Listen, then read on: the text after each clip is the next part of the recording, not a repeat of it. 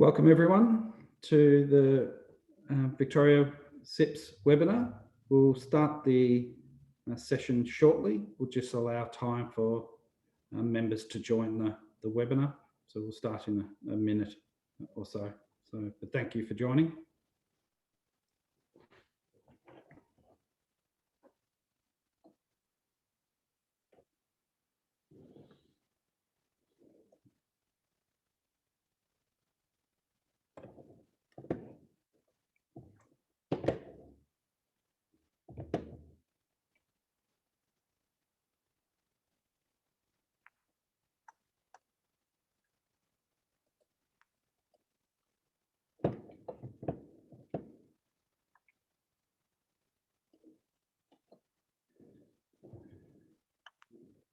Okay, we'll start the webinar again on behalf of the Victorian CIPS committee. I'd like to welcome you all to this webinar.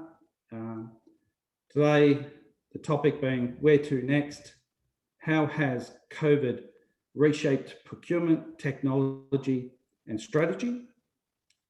I'd like to advise everyone that this webinar is currently being recorded and be made available to all attendees later this week. But also allow me, before we start the webinar, allow me to begin by acknowledging the traditional owners of the land. I will apologise in advance if I pronounce the words incorrectly, so please bear with me. Especially our Kiwi friends on the call. Tina kato, tina kato, tina kato katoa, and the Wurundjeri Wurrung and Bunurong people of the Kulin Nation, and pay our respect to their elders, past, present and emerging. For those on the call who do not know who CIPS are, CIPS is the Chartered Institute of Procurement and Supply. They're a global professional body with respect to procurement and supply chain professionals, dedicated to promoting best practice, continuous improvement with respect to the professionals' standards, providing training and continue to provide awareness of particular hot topics and contribution to procurement and supply chain management in organisations. So welcome again to everyone for joining this webinar. I'm thrilled that we've got quite a large number on the call, but without any further ado, what I'd like to do is allow me to introduce and pass over to the host and the moderator for today's webinar, to pass over to Gordon Donovan to manage the panel and the questions throughout today. But thank you again for joining the webinar. Over to you, Gordon. Thank you, Phil. Let me add my welcome to everyone who's joined us for this webinar today. As Phil mentioned, I'm the moderator for today's webinar. And those that don't know me, I've spent all my working life in procurement and supply chain in some form or other, either as a head of procurement, a category lead, consultant, trainer, assessor, both in the UK and also across Asia as well. Currently, my current role is with SAP across APJ in a thought leadership role, and globally as a member of the product strategy team. So I've just got a few housekeeping notices just to start with. It's obviously on Zoom. Hopefully all attendees have been muted. If you haven't, if you see that you're not muted, if I can ask that you mute yourself. But we do ask that you utilize the Q&A chat box to write any comments you have or to share with the panelists. So any questions that you want, just use that Q&A box. We have got specific time at the end of today's session to go through those. So please use that functionality. Okay. So as Phil mentioned, we wanted to take a look at how COVID impacted both technology, the use of it, the expectation of it, and how COVID impacted not just technology, but organizational and functional strategy as well. As we know, COVID has dramatically accelerated corporate digital transformation. Companies hurry to develop new digital capabilities in an effort to build resilience and to retool for a post-pandemic world. Keeping up with fast-moving technology trends is critical. So here to talk about this today are our panelists. I'm thrilled that Cameron Pace is going to join us. Cam, if you want to, if you haven't already, I'll take your camera. Fantastic. So Cam manages the ANZ, Southeast Asia and Korea regions for SAP procurement through the customer engagement and experience, which is focused on value realization and customer retention throughout the customer lifecycle. Cam holds a bachelor's degree in IT from Swinburne and recently completed an exec management acceleration program at the INSEAD Business School of Management. Welcome, Cam. Thanks, hi everyone. Also joining us is from AGL, Llewellyn Fleming. Hi Lou. Lou is a versatile general manager who thrives in a dynamic, challenging and fast-paced professional environment, drawing from her time as a corporate lawyer, committed to delivering innovation, ethical and sustainable procurement practices which align to organizations' vision and strategy. And her current role sees her leading the enterprise services team within AGL Energy, encompassing purchasing and strategic procurement, property and security services, payroll and accounts payable, and associated policies and governance. That's a huge amount. Welcome, Lou. Thank you. And also from AGL is John Chambers. JC leads AGL's technology, data, and business innovation teams. He completed a Bachelor of Economics at Macquarie in 1994 and has enjoyed an exec career in product, technology, and innovation across the telco and energy sectors. John started Fresh Ventures, an innovation consultancy, in 2018, sold it and its IP to a larger digital consultancy only 12 months later. Also founded More Up, a circular economy platform business, which is experiencing massive amounts of growth. I'm really interested in circular economy. JC, welcome. Thanks, Gordon, and thanks for making sure everyone knows my age by getting my degree timing in there as well. Appreciate that. Anytime, yeah. Okay, so maybe we can start with you, JC, and you, Lou. How have expectations of procurement stakeholders, and JC obviously being a procurement stakeholder, this can be really interesting, how have they changed during COVID, and what's been its impact on technology? I think you go first, Lou.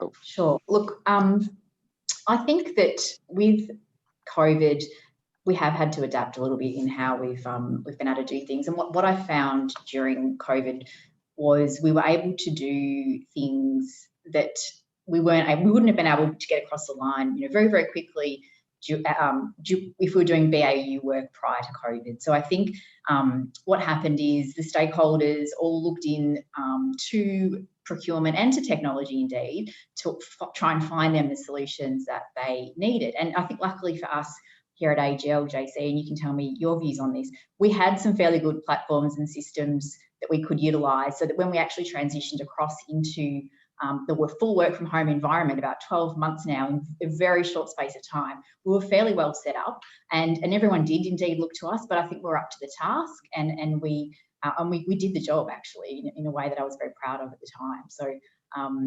So the focus has certainly stayed on us to be available during COVID in ways that we weren't used to doing in a hybrid environment or in a complete work from home environment during that time.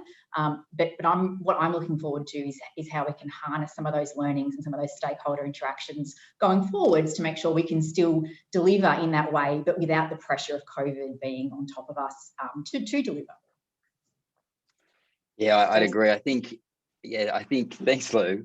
I think COVID really tested, particularly from a technology perspective, it tested a lot of the work that we'd already done as technology organizations. Did we have strong, systems capable of remote working? Did we have the right partner relationships to rely on? Underlying technology, just like home bandwidth, and could we scale to those? All these elements came into the fore really quickly. And then the relationships became critical because we had to move incredibly quickly, working in like daily cycles. And we had to be able to rely on our procurement teams and our partners to be able to go on that journey with us. And that wasn't just implementation, but it was also cost and managing budgets and determining, could we afford to do this and how are we going to track all of that? And so the cycles just sped up incredibly. So the agility became critical, and you could see, I think luckily with Lou, we've implemented a pretty good supplier relationship management governance framework here at AGL, where we had strong relationships in place, we had strong rhythms in place with our suppliers, the relationships were clear, the comms plans were clear, so we could draw on them really quickly. It would have been really tough without that strong framework in place already to really move at the pace that we did. But it tested it very quickly, and we were really impressed. And frankly, we're really impressed with the way that suppliers like SAP stood up and really helped us in difficult times move at pace, make decisions, and get the team working in the way that we needed them to. So I think that was one of them. I think the ongoing challenge as well is now the expectation has increased for all of us, that we can continue to move at pace and quickly and do things together. And also, I think there's an underlying element of the cost imperative has become very real through COVID, that we're working very much harder to ensure the value of every supplier that we work with. So I think cost is big. The focus on cost is becoming increasingly important through this season.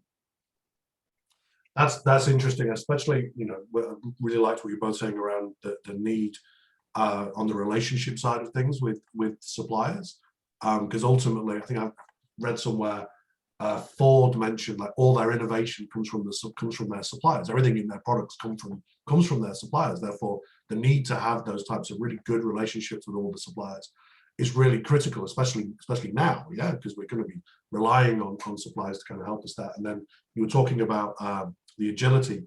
I think that the days of it's going to take us 14 weeks to source something and running this long, slow, painful process. We didn't do that during COVID. And I think, as you're saying, and you saying, Lou, as well, and how we're going to take that new way of working going forward, coming out of that. So that was really interesting what you both just said there. And maybe I can just move into Cam and just expand that question in terms of what have you seen from other SAP customers around how procurement used technology to adapt during COVID? Yeah, look, it's really a very interesting last 12 months from our perspective. I think there's two extremes. And actually, Cam, sorry, Gio, can you just launch the poll? Because I'm interested in hearing what everyone else has got to say as well. Sorry, Cam, should have launched this before. Gio, can you launch the poll? We just got a quick question for everyone to answer whilst Cam's talking about what are the other things that he saw out there as well. Sorry, Cam. That's okay. No, so we really saw two extremes here where COVID came so rapidly upon us that some customers and some industries actually reverted to manual processes for a very short period of time, because the market and their supply chains were moving so fast and having to secure contracts and put in place. They reverted to a manual way of engaging and locking in those contracts. But then started to move back to their platforms and operationalize the arrangements they put in place. While other customers certainly started to use their digital platform to test the market or look at alternative sources of supply, because their current suppliers and vendors simply couldn't deliver on the requirements and the demand due to COVID. Some examples of that were particularly around our discovery platform to test the market, where customers were looking for PPE rapidly to be able to source, obviously. Others around the world were to source hospital beds, because in some countries, obviously, they needed to start expanding quite rapidly in that space. But another example as well is where customers had contracts or arrangements in place, but they hadn't had to provide content, if you like, to their end users, particularly bank branches. Suddenly they were on the front line and they had to be able to supply PPE to the bank branches, but they didn't know what the requirements were. So those branches would raise their requisitions and they were able to present content, if you like, within a matter of days off the back of their contract. So they could only do that because they had platforms in place to be able to serve their customers. But the other thing we really saw during and on this side of COVID, we've seen a significant increase in transactional procurement across the SAP Business Network, both an increase in supplier relationships with our customers, as well as transaction volumes that are flowing across the network. And the ultimate benefit of that is, better AP outcomes, more accurate invoicing, and on-time payment ultimately, which we would hope improves vendor relationships with their customers. Yeah, the long-standing kind of refrain I know from lots of suppliers is, when am I going to get paid? And ensuring that the payment is in alignment to when they're expecting to get paid. It's not even necessarily paying early, although I certainly saw, and maybe Luke, this is a non-scripted question, sorry, so maybe Luke can say this. I certainly saw certain organizations coming out with like some earlier payments for certain types of organizations. I'm pretty sure AGL did that as well. Am I right with that? Yeah, fantastic. Yeah, we certainly did, with our small business suppliers in particular. Excellent, awesome, thank you. So I just want to take a quick look at the poll answers, because we asked the question around how did you adapt your technology to cope? And you can see that by far the biggest one is digital signatures. And I'm also very happy that we have a lawyer on the panel as well, because he can answer a specific question about the effect of signatures on contracts, maybe. But maybe a question to everybody. What were some of the quick changes that AGL specifically implemented, and Cam, maybe that you saw outside of this as well? What were some of the quick changes that were implemented versus some of the longer term changes? What did you see? And what did maybe specifically AGL actually do? I'll have a crack first, Lou, and then throw to you. I mean, for us, obviously from a tech perspective, it was things like digital signatures. It was, and we had to work through levels of delegation to get, like there was some that we could move quickly on, and then there were levels of delegation that we had to work to actually overcome the ability to do that through the organization. So there were some challenges there that we worked through.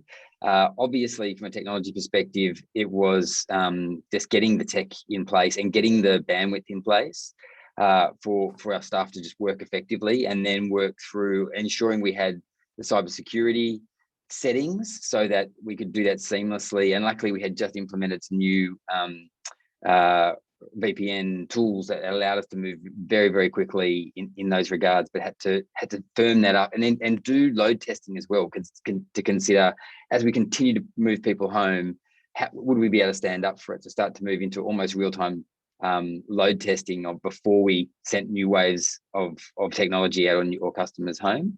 So they were very, very early days, and I think more recently we've been much more focused on room technologies and office technologies as well. But I'll let Lou make some comments as well. Sure, yeah, and as JC said, we definitely did move to allow for more extensive electronic signatures. We already had some aspect of it before, but I think we navigated through that pretty well. And as I said earlier, thankfully, we already had quite a lot of the tools and the security arrangements in place to allow us to work from home quite easily, I thought, bandwidth and other issues aside. And we had the systems to support electronic approval of sourcing plans and the like in place already.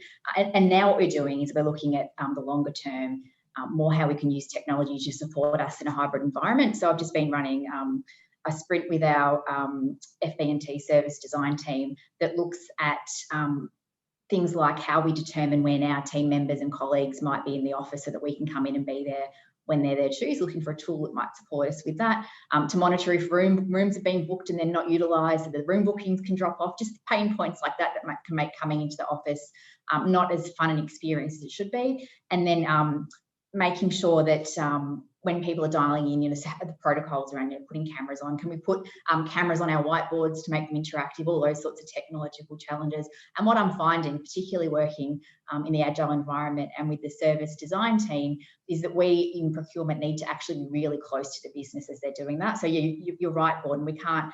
They're not going to tolerate us saying we've got a 3-month-long sourcing strategy here that we need to implement over the top of things. It's you really, what are the 2 or 3 things that you absolutely have to make sure happen? And most often in our environment, it'll be around our privacy and data security, this sort of cyber aspects, and most of the rest of it, in certain instances, you can let go. So you might not be so strict if you know what your technology is and there's only one of it. You might not, for example, be really strict on getting 3 quotes as you normally would in those kinds of aspects. So definitely some longer term solutions that we're working with the technology team to test now, but moving so much more quickly than we would have been able to do in the past to make sure we can move into the testing field without too much corporate bureaucracy put over the process, which I think everyone's really happy about. And Gordon, I might just tack on the back, because I think the work that Lou's leading with our service design work is quite foundational and quite breakthrough for us as well, because you think about, we've got some technology, we've got some solutions for human management around the office and room management, and we knew that they weren't fit for purpose for the post-COVID environment. There was changes we needed. So rather than go and source a supplier based on a set of requirements and tell procurement who we want to work with, etc., we've collectively, between property procurement and technology, and using service design or design thinking as the tool, are really going from the ground up to work out whether we can adopt our current technology or our current suppliers and processes to solve this, or whether we're going to need completely new ones. But we're doing it from day one as one, and it's pretty unusual. I haven't seen it happen that often in organizations, so it's been a really, really good project to work on. And is that doing that with the suppliers at the same time? So you're building this at the same time, or is it the suppliers being brought in at a later date? I'll let Lou comment, but that will be, so phase one is designing, working out our needs, but then we'll be able to go and work with existing or future suppliers to really co-design what the solutions could be, once we've really got the problem statements very clear at our end. So it's an evolving process. Yeah, that's exactly right. We will be going to our suppliers. We've come up with where we think we might want to head, but then we'll be looking to them to help us with what sort of innovative solutions they've got that might fit where we're going. And I guess that's why that's where that relationship requirement, that's why that deep, good relationship with those suppliers is going to be on, which is, I suppose, also going to change the nature of your work with the suppliers as well, in terms of when some of the kind of activity happens, even if it's just finding new rather than doing it during an RFQ, or not even because of an RFQ. It's about doing it before all that kind of stuff happens as well, which again requires that deeper involvement with the stakeholders, which is really interesting to see. Cam, what have you seen in terms of, and we've mentioned digital signatures, and I know you and I have spoken a lot around digital signatures. We might chuck a question back at Lou as well around the digital signature side of things. What have you seen around the tracks? Yeah, looks very much aligned to the survey results. But I think what's interesting for me around digital signatures is probably the difference within Australia, New Zealand, and the rest of Asia. So, I think generally customers are more mature in terms of their procurement journey, and most customers have some sort of digital signature capability today, and we certainly saw the increase of that, or customers trying to adopt that within our tool set, being Ariba. While in the rest of Asia, there was quite a significant increase in sales, if you like, of customers subscribing to digital signatures, because they've not looked at that previously. They're not as ready in that space. But also, so in some other areas around trying to improve customer outcomes within procurement customer outcomes, customers have been enabling other capabilities within the tool set around managing sourcing demand. You're no longer in the office, you're not having the conversations around those requirements, and so some customers put in our procurement desk capability to manage the queue, if you like, of sourcing demand that was suddenly coming onto them. And that was quite effective there, and also home delivery. So most people expect to receive their goods in the office, while we help some customers quickly or rapidly turn on home delivery for their end users, so that procurement could keep providing to their end users within the organisation. Awesome. Yeah, I forgot about the home delivery as well. He says bring out his home delivery headphones that he got delivered. Yes, that was something interesting. Luke, completely question on spec. I know that we've talked about digital signatures a little bit. Are there any issues from a legal perspective? I'm not asking you to give legal advice, but I've heard an awful lot of times from people saying, the problem with digital signatures is, we need a wet signature on a contract for it to be, for us to take it. And I work for a large organization in Melbourne, 2 large organisations that wouldn't countenance digital signatures and said, oh no, it has to be a wet signature. How did you overcome that, or did you have to overcome that? No, I think that's a good question. I mean, I think in the past we've had for certain types of contracts, not preferred they be. We've made sure that they were on wet signature as well here at AGL, and we moved to it in the COVID environment essentially because we had to. We couldn't actually. It was very difficult to try and get the time frame in which to get the documents to, if it was a director and a company secretary or whatnot that needed to sign the documents, which is where we typically have required the wet signatures, where it was at that level of the organisation. It just wasn't able to be done, especially if they were located in very different parts of the country or whatnot. The home delivery aspects of things, mail was taking a long time to get through as well. And so it was really necessity that, and with a bit of assurance from, again, not giving any legal advice, a bit of assurance from the legal team that it was actually allowed under the rules for us to do that. It was definitely sat within the law for us to do that. Once the business did it a couple of times, indeed, I think they got comfortable with it. And we certainly didn't get any pushback from our suppliers that I'm aware of where they were provided with digital signatures. I think everyone got on board with it and was okay with it. And it allows that agility, that timeline to shrink down as well, doesn't it? From, oh, I want something to, oh, here's a contract already done. That I know from a previous company that was in some cases the longest amount of time because it took 2 weeks. My CEO had to sign every contract, and he only signed them every other week on a Thursday afternoon.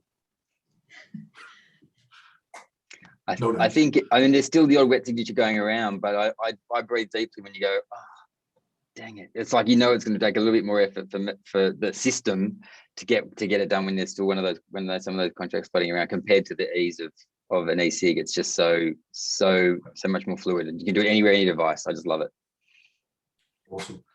Jesse, staying with you, from a risk perspective, we just talked about signatures and digital signatures provided a risk, but from a broader risk perspective, and I was reading a report from a procurement consultancy saying that I think it was 9% of organizations had a risk management program for strategic suppliers, 9, which suggested that 91% of organizations didn't, which was interesting. What was identified or maybe further enhanced from a risk perspective during COVID, and what's the role for technology in this? So I think for us, it was certainly about supply of technology services. So the very first things we looked at were both our internal ability to supply, but also those of our partners. And we have a large partner in TCS. We do a lot of work, a lot of technology work and delivery out of India. So one of the very first things was to confirm that we could get continuity of supply and connectivity at home and all the elements there. And that happened fairly quickly, but did work. It didn't work, we know, for some other large corporates, but it worked well for us. The other thing we had to check was all of our business continuity plans and make sure we did have, we tested them recently and they were all stable. If there were any risks we needed to quickly look at, and again, they were good.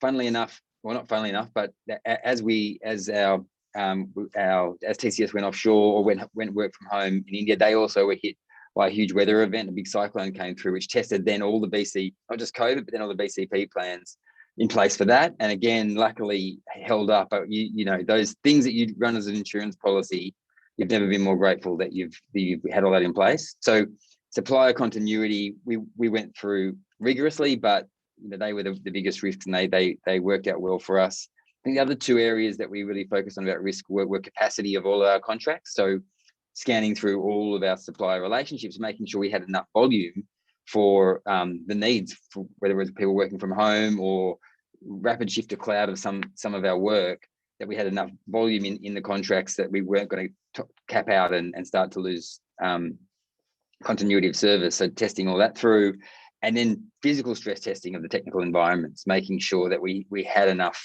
technical capacity, whether it was cloud capacity or other things, to ensure that not just the contracts were in place, but the physical capacity was going to support. So they were just very rigorous reality of a lot of the planning that we do in the background, just coming into the fore on a daily basis over the first month or so of COVID. And so risks realised, I guess, was the story. It's fascinating when you're talking about the business continuity piece.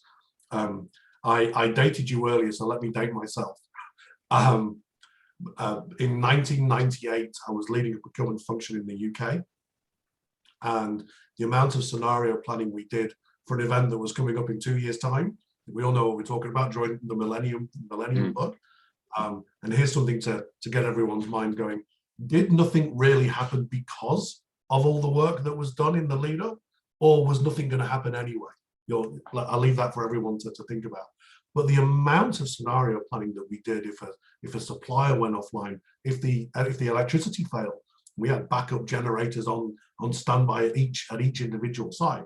So the amount of risk management that was kind of done for that is really fascinating, and it's interesting to hear you say that all those sort of continuity plans were being tested as well during it. And I was reading a McKinsey report the other day, and it was saying, whilst all these supply disruptions are not necessarily unforeseeable, but they seem to be happening with increasing regularity, from ships that get stuck sideways in a big canal, to no one being able to get semiconductors, to bushfires and floods that are happening with regular occurrence. I think all of the things there that you're talking about is clearly going to impact the sort of continuity piece. So it was interesting. How often do you run those kind of tests? We run different ones, but at least quarterly, generally, as across the whole technology environment. But I think what we're probably going to do more now is run them in a more integrated way with suppliers. So a lot of that is what we control within the AGL Tech environment, and less so end-to-end continuity testing through all of our supplier environments, and also just checking their supply chain continuity. So it's really, while we do ours quite regularly, we sort of do a quarterly, generally broader across our technology environments, and an annual very big end-to-end one. The end-to-end nature, I think, will significantly expand now into supplier environments, now that COVID has really shown us where the risks could be. And Gordon, one thing we didn't necessarily anticipate in our scenario planning, which the procurement team, not necessarily in technology, but had to deal with our suppliers, was how much PPE we were going to need. That was a challenge for us at the start. And interestingly enough, I look after facilities as well. And one of the issues we had was, quickly, let's check how much toilet paper we have in stock. And then let's make sure we go out to our suppliers, we can get some more, because, my leader said to me, I don't want to have to shut down the offices because we didn't have enough toilet paper as part of our continuity planning. So that was a big challenge, actually, going out and making sure we were all properly stocked at our sites and at head office in terms of the logistics part of it. That's really interesting, actually. Yeah, especially bringing the suppliers in and those kind of scenario plans as well. That's fascinating to see how that goes. And I'm going to come back to you specifically around organizational structures and the stuff with suppliers and when you kind of do that. But I just want to ask Cam a quick question around, bearing in mind some of the things that you've heard, what's the shifts that you've seen in stakeholder behaviours when it comes to uptake and utilisation of technology? How's this changed over the last sort of 18 months? Look, Gordon, we're certainly seeing probably the second half of last year, with the customers we're engaging with, to ensure they're getting value from the solutions, that they've really started to want to adopt all or as many capabilities as possible within the tool set. But not only that, probably from a project perspective, there were new customers still subscribing to our solutions. We probably didn't expect this, but projects continued in a virtual capacity, and new projects were coming on board in a virtual capacity. So our teams were certainly being utilised in that respect. Our partners were deploying solutions as well. So we weren't sure where that would land, but it was probably better than expected.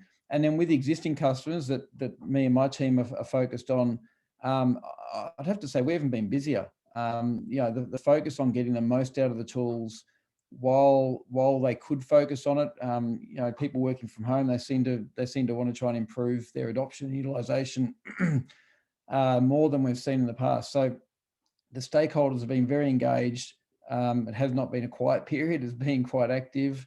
And, you know, that's exciting for us because we ultimately want to ensure they're deriving value out of the tool set. But do you think there was a move to how the stakeholders and customers could have tried to get more out of what they currently had as well? Was that something that they were looking to try and do, and to use things? You know, JC and Lou mentioned around, and you mentioned earlier around, many people already had a digital signature capability, and it was around expanding use of things like that. Yeah, that's correct. So, yeah, my team will help with, you know, best practice outcomes, or looking at, you know, we usually put an adoption program in place with a customer, and also try to help measure the value their program is delivering with internally to their business. And so that focus and that level of engagement, if certainly picked up, I think. Yeah, we have regular cadence with customers, but even though we weren't meeting face to face, the amount of Zoom calls and engagement with customers did not stop. While early in COVID, I thought it might become a quiet year in that respect, and customers may focus on other things, but those were responsible for systems and/or strategic procurement or operational procurement wanted to work out and look at ways to continue to improve their customer outcomes, their end user outcomes for the business.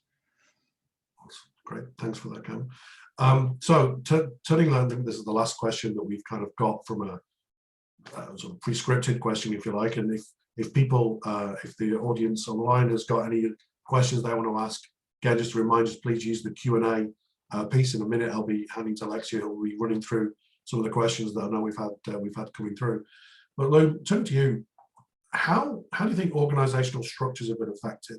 And I'm interested in this in its broadest sense as well. You mentioned earlier around we want to drive a deeper relationship or a better relationship with suppliers. We want to make sure that we're agile in the way that we respond to things coming up. You've mentioned around and property falls under you as well. I think that's right. Yeah. So property falls on. What's the impact as well from a property perspective with all this coming through around, you know, the way that people are working? Does it change the workforce, centralized, decentralized? What do you think the organizational structure might look like from a procurement perspective, and also from an organizational perspective in the future?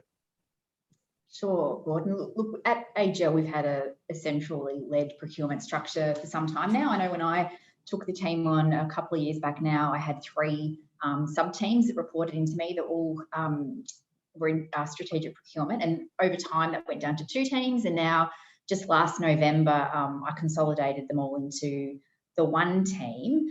And what I did as I consolidated them into the 1 team is I moved from a very a linear model into a matrix model, so that, and I did that deliberately. Particularly, I would have done it eventually, I think, anyway, but the COVID situation we're in certainly accelerated the need for it. So what it means in the matrix structure now is I can flex people across the different categories as and when the need for their work, to do that work, you know, comes up. So it also gives us a bit of flexibility in that we don't have to, if you don't have someone stuck in a particular category and are only able to work on that category, if something changes in the market and that category doesn't have as much work, that person's job security then, you know, is not as strong as it once was. So I thought by having a matrix structure, being able to flex in and out of the categories on a needs basis, in particular in the technology space, I've seen over the last few years, and I'm sure this is not news to anyone, but there's an aspect of technology in most contracts now to some extent or another. Sometimes it's a massive part and sometimes it's a small part. And I definitely want everyone in my team to have the skills to be able to deal with that. So part of the matrix structure as well is allowing people who hadn't previously worked in technology procurement to get some experience there as well, so that everyone's able to do it to some degree or another. And I think we're going to see that continuing on, you know, that need for flexibility on what we work, needing to pivot, people who are not really tied to process at all costs. You know, I think that's not where we want to be headed. There needs to be some flex there as well.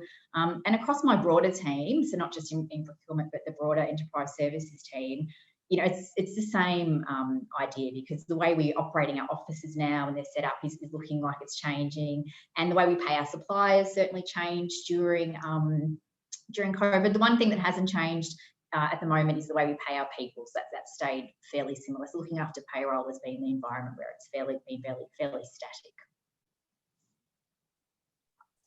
Do you see much changes in terms of workforce, in terms of, so I was on a webinar last year, and I asked a question then around, do you see an expanded use of the external workforce, not just within procurement, but more broadly, versus actually employing people? So that balance between bringing in specialists when you need them, or employing people.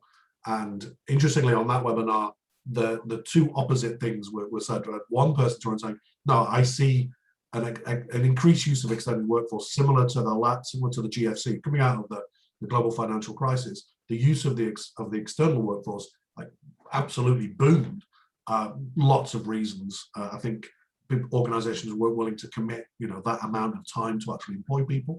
I think some organizations weren't allowed to pay at certain levels from a payroll perspective versus a third-party contract.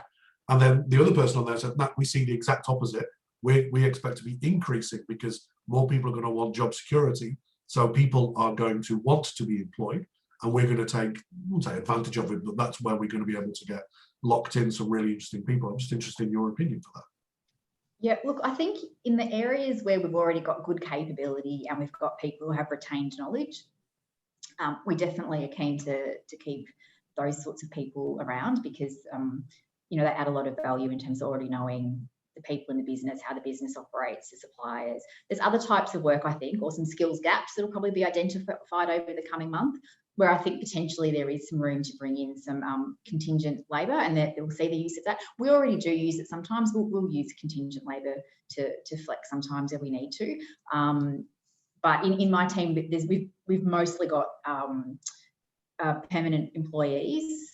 Certainly in the procurement space. In the facilities area, we have a lot of contractors.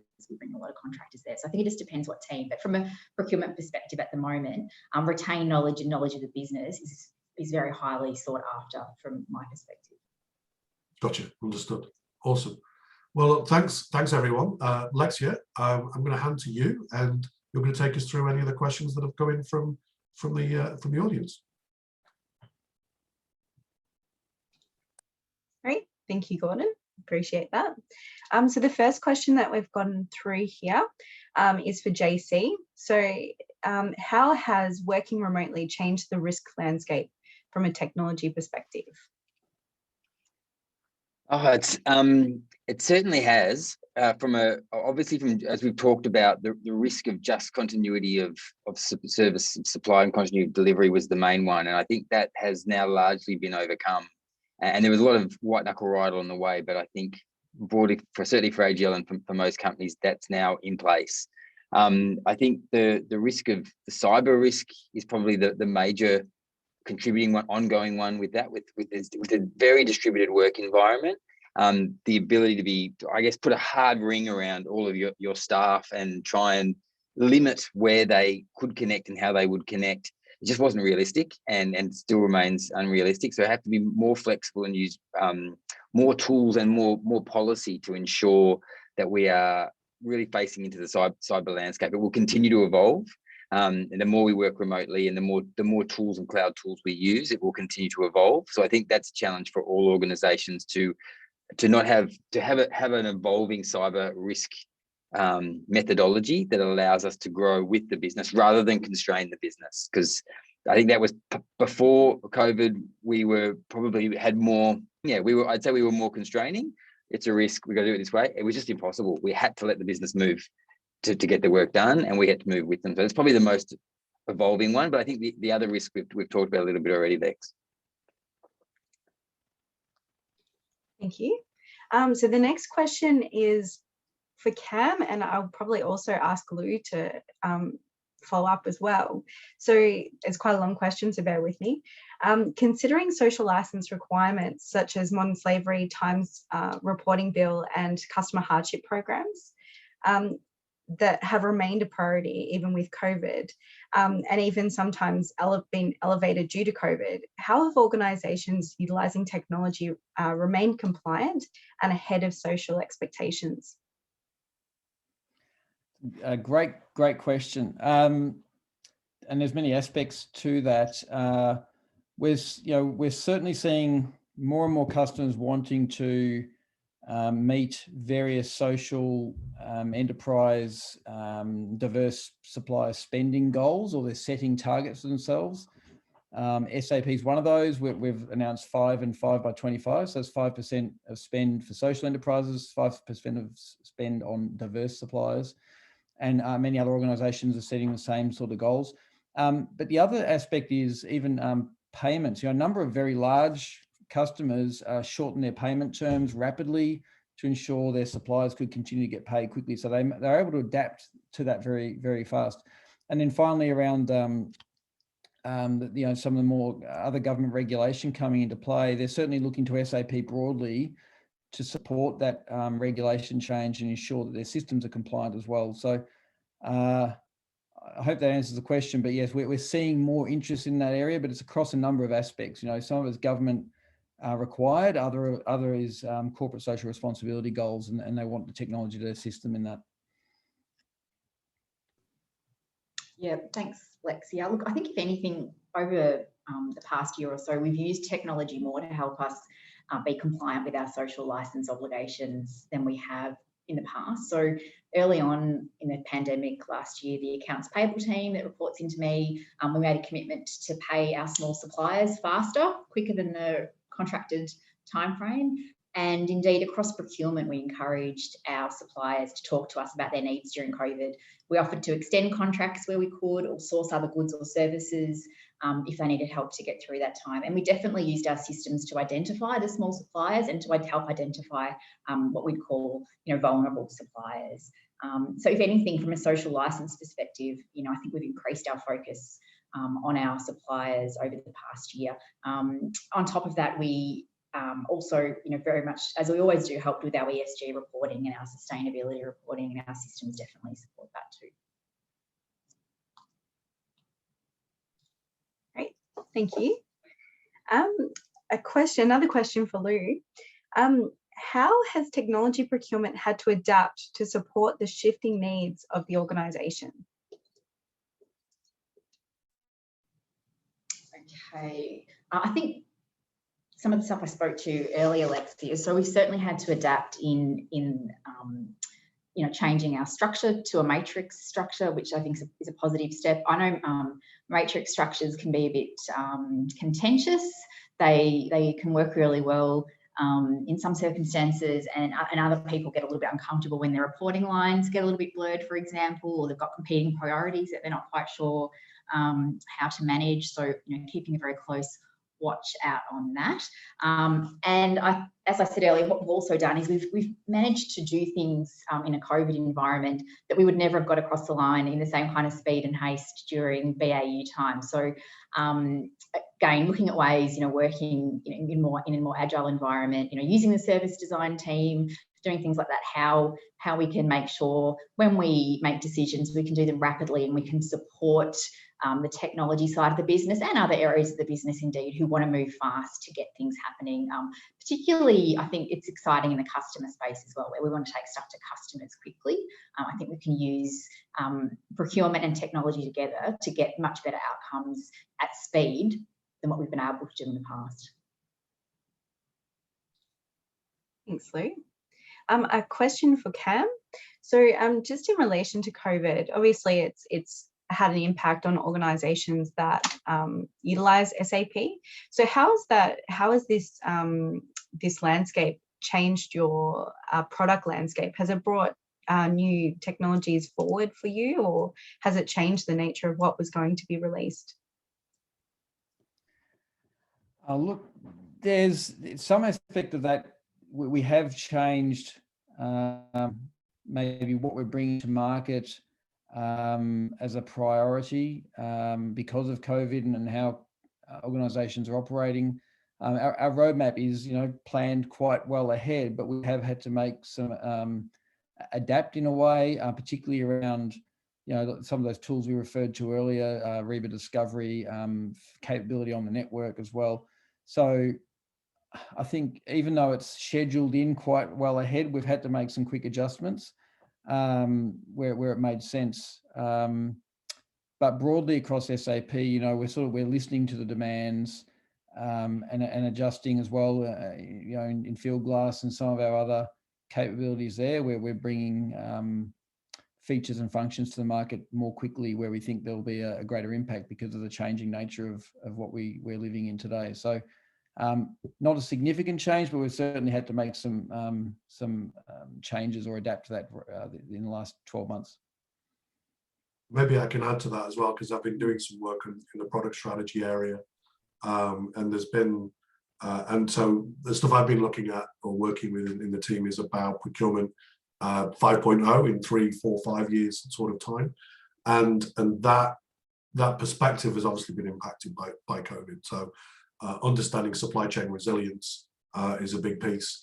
I've personally been working on a supply diversity project, which we've been working with a whole bunch of customers around thinking about how do we use technology to help increase diversity in supply base that organizations have, from small business, local business, women-owned business, indigenous-owned business, and then flowing that through into sort of spend dashboards. So I think some of that's been accelerated because of those things, and we've certainly seen that as a result from COVID, that organizations have looked to potentially change the makeup of their supply base in terms of potentially looking at organizations that are closer. So rather than necessarily looking globally, looking more suppliers, smaller suppliers that are closer to me, which therefore increases the diverse nature of my supply base. And then it's tracking the impact of some of that as well. So we've certainly seen that from some of a product strategy perspective.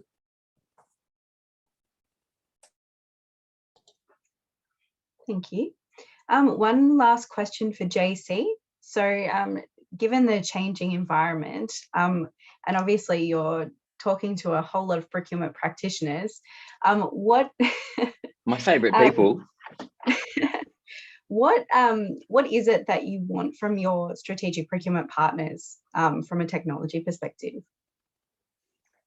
Great question. I think the as we evolve in technology, in a large technology team, we're constantly evolving to be not just I guess looking backwards or delivering, you know, great big partner relationships and great big tech platforms, but looking forward to see how we can create the future for the company. And in doing that, there's a more diverse set of supplier relationships, but also extensions on the current supplier relationships we've got. And SAP would be a great example, Microsoft another, where we've had traditional supplier relationships with great partners who now we want more from, and we want to manage that relationship more holistically. And that's where SRM has been fundamental for us. But I think we can continue to evolve that to really be running a much more strategic relationship, strategic cadence, strategic set of KPIs with our partners to say how much can we collectively get out of this relationship, and how do we bring a lot more win-win situations into it rather than just delivering the contracts that we've got on the table. So I think that's probably one. The second is the diverse, whilst probably getting more out of our big partnerships, being open to more diverse relationships, whether it's with smaller startups who are bringing in new technology that we might be, and having, you mentioned, Gordon mentioned a couple of my startups before, being on the other side of this, it's really tough when you're turning up to a big company and you know you've got an incredible offer for them that bigger suppliers can't do, but then you hit procurement and you're like, oh my gosh, here come the questions and the risk questions and the how much revenue questions, and you're like, oh, and it just, you know, it actually can cripple a budding relationship between a corporate and a new technology provider. So I think being able to flex into that and deal with the fact that a scale company might not be the right company for a large corporate to be partnering with these days in certain areas of their mix is certainly an evolving challenge that we know we have to work on together with our procurement teams. But I think it's the partnership between us that really matters, because when we're working together, and you know, we work on a daily basis very closely with Lex on this stuff, but you see our strategy, you see what's going on, you understand the decisions we need to make, as opposed to it being a document that we've sent you and then you're just basically dealing with a bunch of numbers and a bunch of risk profiles that are very pro forma. So building out that relationship so we can get the best from our partners, I guess, is the summary there. Thank you, JC. Appreciate that. So I think that is the end of the questions. If anyone does have any further questions, please feel free to add them to the Q&A, and they will come out at the end of the session or within the following week. Would anyone like to add anything would any of the panel members like to add anything before we close the session? I'll say a couple of words, Lexia. Thanks, JC, for that. I think bringing procurement along on the journey and having us really close to the to why these things are happening will help us with that partnership. And I definitely agree with you. I think that procurement, and particularly technology procurement, has been in the spotlight during the pandemic, and we've kind of shown what we can do in that space. And it's been good for our profile, actually. And I think going forward, I'd love to harness some of those learnings and adapt them into our BAU environment, because if we can be more efficient, we'll certainly, make sure we get better outcomes. And I certainly don't want procurement ever to be seen as the reason why we don't do something or move into something. It's got to be an enabler for us to get the best results that we can. So I'm absolutely on board with that. And the only add I'd make is, sorry, Cam, is I think we've talked a lot about agility here today, but I think it's that to lose points earlier about org structure. I think org structure and op model continue to evolve, but how we work much more effectively in cross-functional, agile ways to identify, to get involved earlier, to have the right people in the right team working on the right problem, rather than the classic sequencing model of, got problem, find a supplier, and then procurement get involved here. We're finding that with all of our technology teams, that we've got to move from serial to parallel cross-functional processing of elements to get the right outcome, and never more true for how we work with procurement. So I think that's a key theme for me. And probably just extending on that comment of partnership and aligning with procurement, we as a procurement software vendor, we find the customers that come to us and seek our advice, guidance on getting the best out of the technology certainly gain more and more over time and have those outcomes and results as well. So we're all in on that. We're more than just selling software. We want to ensure you're getting value, and with those partnerships, are the ones that derive the best results.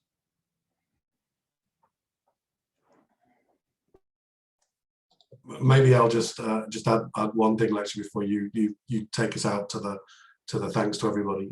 Is the two things that I heard loudest today, and it's things that have been echoed in conversations that I've had with lots of procurement leaders, not just in Australia, not just in Asia, but globally as well, is agility is absolutely key for procurement going forward. If procurement is to take the platform that it's had over the last 18 months to really drive this through, going back to 14-week sourcing programs and going back to almost hiding behind a process is just not going to be the way that stakeholders really want procurement to help them deliver the outcomes that JC and Lou and Cam have talked about today. So the agility is one, and then the supplier relationships, a key part of that agility is being able to move fast, but already having those deeper relationships with suppliers and done an awful lot of the work that you would normally do during the sourcing process, pre-done, because you've already got that supplier relationship, is really only going to add to those, and ultimately the stuff that's going to help you get out of real jams and real problems is the relationship with the supplier. And so everything that we do from a procurement perspective, from paying for them, from the way that we interact with them, from the way that we use our digital platform and technologies to make life easier for all parties, is absolutely critical to drive that outcome of relationship.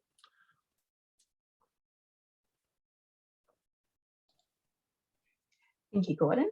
Appreciate that.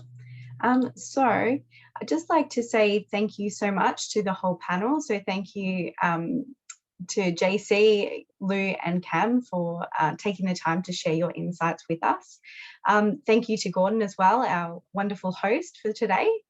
Many thanks to everyone for joining the webinar this afternoon. We hope that you found it very interesting and thought-provoking. A copy of the webinar will be available along with any of the questions that we haven't covered today. That will be emailed by the end of or throughout the week. And before you leave today, you will be asked before you log off to complete a post-webinar survey. So please take some time to complete that survey. Thank you again to everyone for joining today.